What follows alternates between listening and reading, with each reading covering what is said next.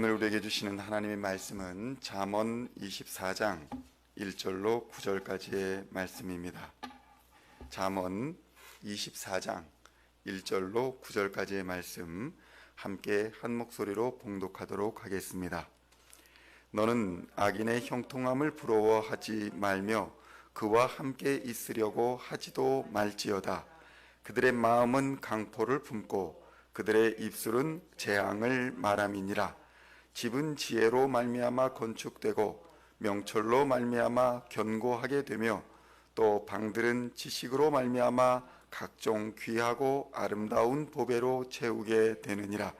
지혜 있는 자는 강하고 지식 있는 자는 힘을 더하나니 너는 전략으로 싸우라. 승리는 지략이 많음에 있느니라. 지혜는 너무 높아서 미련한 자가 미치지 못할 것이므로 그는 성문에서 입을 열지 못하느니라. 악행하기를 꾀하는 자를 일컬어 사악한 자라 하느니라. 미련한 자의 생각은 죄요 거만한 자는 사람에게 미움을 받느니라. 아멘. 성도 여러분, 오늘은 잠언의 70번째 시간으로 악인의 형통을 부러워하지 말라라는 제목으로 은혜의 말씀을 함께 나누고자 합니다. 성도 여러분, 형통하게 된다라는 말의 의미는 무엇일까요? 형통이라는 것은 모든 일이 뜻대로 잘 풀려간다라는 것을 의미합니다. 모든 일이 계획한 대로 오차 없이 술술 잘 풀려 나간다는 것은 얼마나 행복하고 기쁜 일이겠습니까?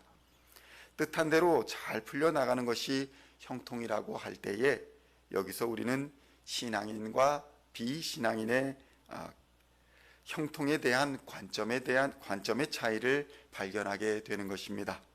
형통의 원리를 우리는 여기서 발견할 수 있다는 것입니다.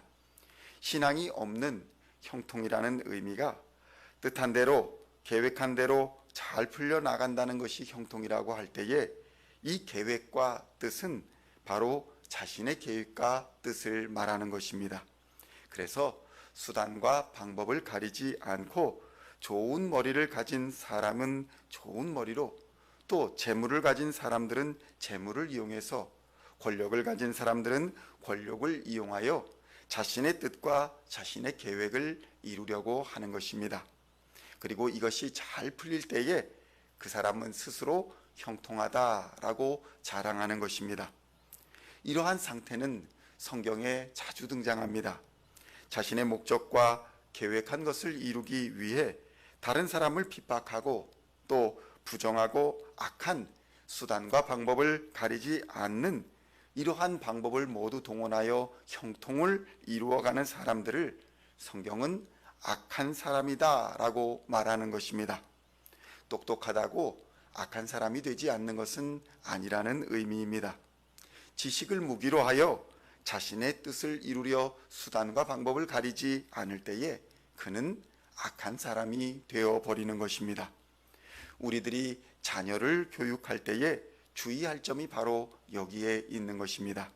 좋은 학교 가는 것, 잘 되는 것, 돈을 많이 버는 것, 전문직이 되어서 잘 사는 것이 전부인 양 가르치게 되면 결과적으로 그러한 인간의 계획과 뜻을 이루게 되어도 그 과정에서 하나님의 저주를 받아버리는 악한 사람이 되는 것입니다.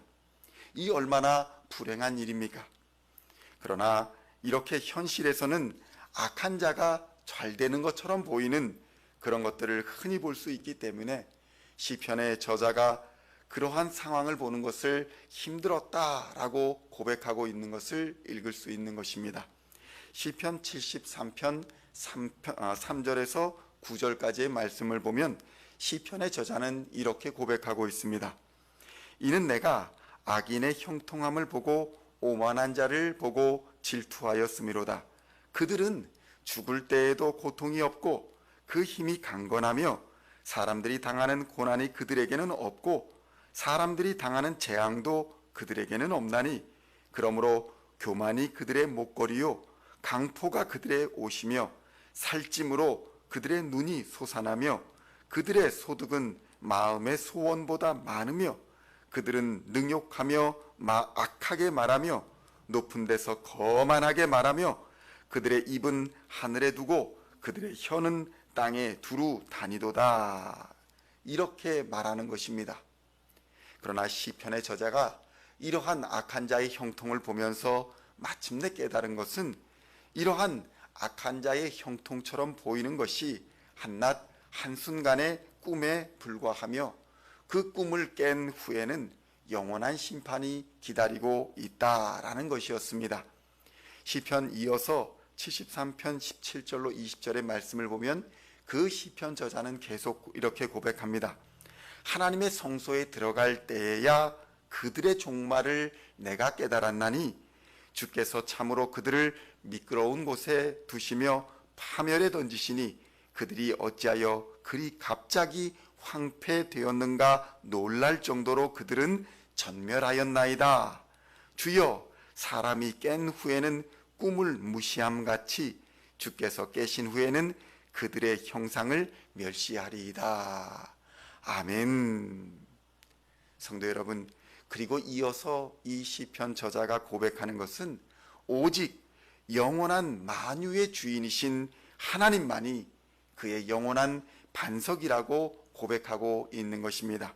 이어서 시편 73편 25절로 26절의 말씀을 보면 하늘에서는 주 외에 누가 내게 있으리요 땅에서는 주밖에 사모할 이 없나이다.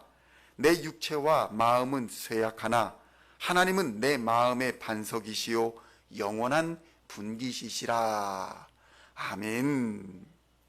성도 여러분, 결국 형통이란 무엇일까요? 형통이란 모든 일이 계획하고 뜻한 대로 풀려간다는 것을 의미한다고 이미 말씀드렸습니다. 신앙인의 형통은 바로 이 계획과 뜻이 하나님의 계획과 하나님의 뜻대로 풀려간다는 것을 의미하는 것입니다. 이것이 만사 형통의 원리인 것입니다. 하나님은 여러분을 사랑하시며 여러분을 향한 놀라운 계획을 가지고 계십니다. 그리고 그 계획은 한치의 오차도 없이 오직 여러분을 위해 진행 중이며 이 모든 일이 끝난 후에는 하나님이 나를 완전한 계획으로 인도하셨구나. 하나님이 나를 보호하셨으며 하나님이 나를 자녀 삼아 주시고 생명의 면류관을 주셨구나. 이것을 확실히 깨닫게 되는 것입니다. 잠언 24장 1절로 2절에서는 이렇게 말씀합니다. 너는 악인의 형통함을 부러워하지 말며 그와 함께 있으려고 하지도 말지어다. 그들의 마음은 강포를 품고 그들의 입술은 재앙을 말함이니라. 아멘. 그러므로 우리는 자신의 뜻을 이루기 위해 수단과 방법을 가리지 않는 악한 자들을 부러워하지 말아야 할 것입니다. 여기서 부러워한다라는 의미는 상대방의 성품이나 인격을 부러워하는 것이 아닙니다. 그가 악한 방법으로 가진 소득이나 재물을 부러워하는 것이기에 이는 단순히 부러워하는 차원을 넘어서 그 악한 행동에 동참하여서 자신도 그러한 죄를 범하기를 원한다라는 의미를 부러워한다는 의미가 갖고 있는 것입니다. 그러므로 우리는 악한 자를 부러워하며 스스로 멸망의 길로 뛰어드는 이러한 행위를 절대 하지 말아야 할 것입니다. 성도 여러분, 결국 하나님의 뜻을 따라 만사 형통케 되는 사람은 하나님을 경외하는 사람입니다. 하나님을 경외하여 하나님의 뜻을 따라가는 사람은 지금 당장에는 악한 자들의 지식이나 권력, 부와 명예에 비교하여 스스로가 약하게 보일지는 모르지만 실상은 전능하신 하나님의 힘을 의지하는 사람이기 때문에 세상이 감히 넘볼 수 없는 강력한 권능을 가진 사람인 것입니다. 그러므로 시간이 지날수록 일장춘몽으로 끝날 악한 자의 번영에 비해서 영원한 생명과 번영의 약속을 가지고 있는 진짜 형통한 자임을 기억해야 할 것입니다. 오늘도 이러한 하나님의 뜻을 이루어가는 만사 형통의 은혜가 시온의 모든 성도님들에게 함께 하시기를 우리 주 예수님의 이름으로 간절히 축원드립니다. 기도하시겠습니다. 우리의 길을 만사 형통의 길로 인도하시는 하나님 아버지, 이 시간 감사와 찬송을 올려드립니다. 지금은 우리가 알 수 없고 보이지 않아도 하나님의 뜻과 계획을 따라가는 것이 생명의 길, 형통의 길, 번영의 길이라는 것을 믿고 그 길을 앞서가신 예수님의 발자취를 따라 성령 하나님을 의지하여 담대하게 믿음의 길을 걸어가는 우리 시온의 모든 성도님들이 다 되게 하여 주시옵소서. 우리 주 예수님의 이름으로 간절히 기도하옵나이다. 아멘.